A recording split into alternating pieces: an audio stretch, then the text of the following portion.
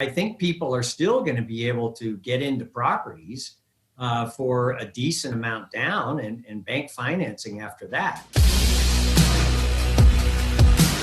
So what's the importance of diversification, liquidity, and being out of debt and preparation for that?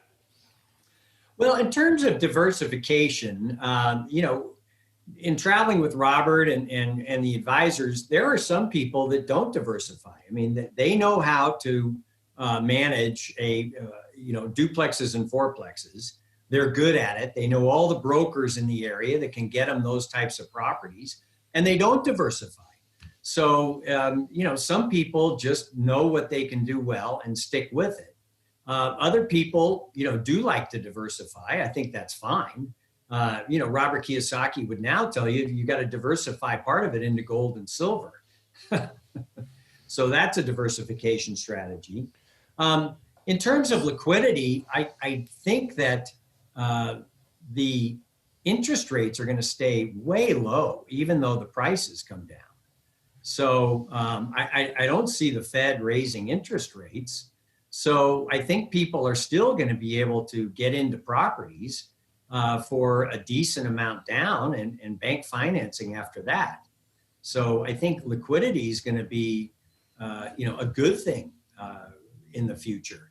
And then what was the last one there, Brett? Well, the last one was debt, so not being in too much debt so that you can the banks will actually loan to you, right? Right. And then you can take on smart debt when the prices are low.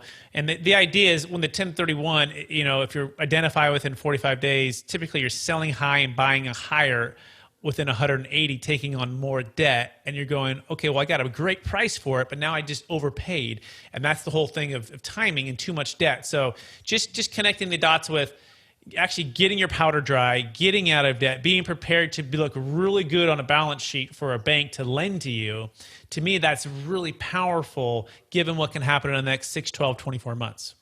I agree completely. I mean, if your property has declined in value and, you could have a bank call a note in that situation. So to reduce your debt and be ready for loans that you'll be able to get in the future, I think makes a lot of sense.